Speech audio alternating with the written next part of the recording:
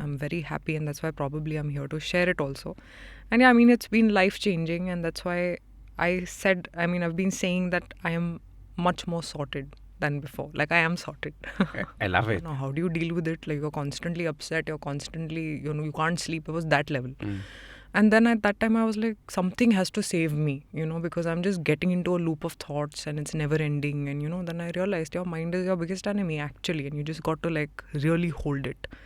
And I think at that time I found a guru. We need to start addressing the way we think. Or, somebody needs to teach you how to think, because you can be taught. It's just that we don't know how to handle it. And a lot of people don't pay attention to it. So I think at that time, I was just guided very well in my early years. And that sort of helped me come out of where I was mentally. And was there like an aha moment that happened? There was no process? aha moment. I think, when you're going through something, you have to go through it. There's no other way to it. You have to give it time. It's not a magic pill that, okay, one day I'll wake up and now I'm sorted and it's work, and it takes work. I think a lot of us just give it away saying, "Arey, time nahi hai." But time to hai, you're just not making time for it. Like the kriyas that I do, which I'm going to talk about, is just 15-20 minutes. Right? So how do I not have 15-20 minutes in a day? But you'll just get the tools to handle it. I mean, why wouldn't you want to know those tools? And that's why I think they should actually put spiritual education in schools. That's very important, more than everything else. I think this is very important, how you deal with your life. So I think today's generation needs it more than anybody else. And that's why probably I also thought I need to talk about it, because I have had my journey and I can only show them a way out if they are willing. And yeah, that's about it. Yeah, it's like, what is meditation? My mom always wondered, what is meditation? Do I sit in one corner, shut my eyes, focus on one point, and just keep focusing on that point? And I'm like, I mean, that didn't work for me. Meditation is all about surrender. It's not really about concentration. Concentration is opposite to surrender. You're concentrating on something, matlab you're trying really hard to focus. Correct. You don't have to focus in meditation. You just have to let go. You just have to surrender. My parents are sitting and I'm just smiling and I'm like, don't question it, You think I'm a fool. But it actually gave birth to my joyful side. I mean, not gave birth, it just sort of, it's like you're clouded and suddenly the clouds go off and the sunshine, you feel like that. So I was constantly smiling and I was constantly joyful. I think I usually never get angry also as much, but that anger went away. There was no, I just feel like I'm a very different person. There are tools available. We just have to sort of latch onto them, because that's where, we'll find bliss. Or even if not bliss, at least in the beginning, you will feel less stressed. Correct. And I feel happiness is also a little overrated. I don't think we really need to chase that. We need to chase a peaceful mindset. Yeah.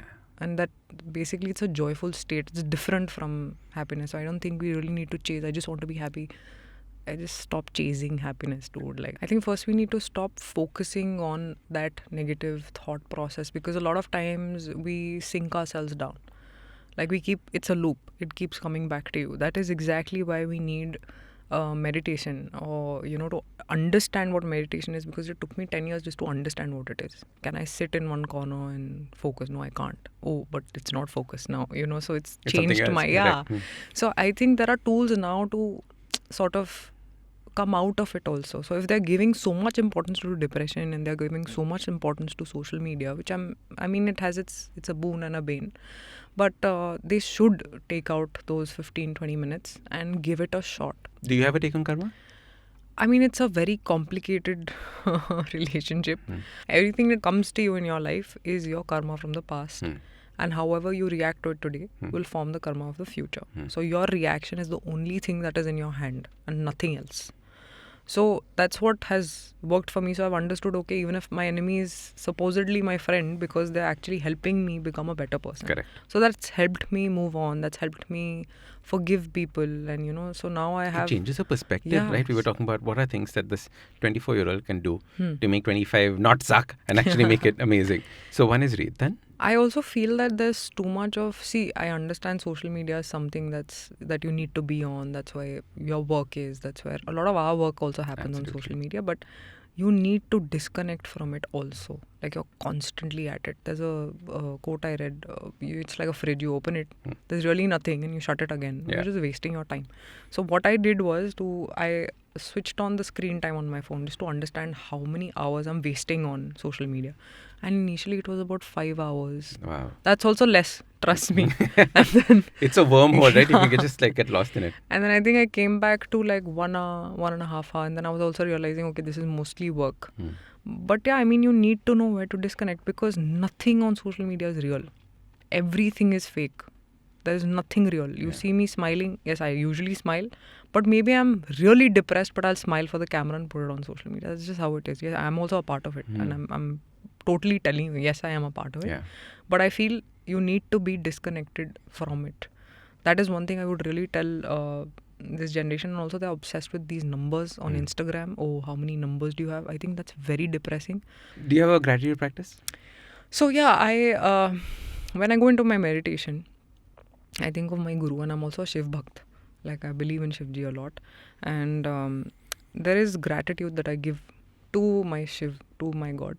And in that meditation, I'll be grateful for everything that I have. Because I do it every day. There's a thing that you say when you're meditating. You started with, I want nothing, I do nothing, and I am nothing. It's just a different statement. Somebody else will say, you're not body, you're not soul, all that. But it works, because what you realize is you're a nobody. You know, in the face of the world, you're an ant. A lot of people don't know this side of me. Like, because I've never spoken about it. And I've always been very private. So the whole reason why I've started talking today is because now I've found my way.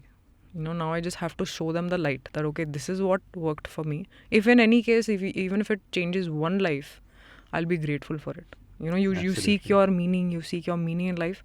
I think for me, it's just bringing that bliss in other people's lives is why probably today I'm openly talking about my experiences. I have enough reason to believe in God, and I absolutely live in surrender.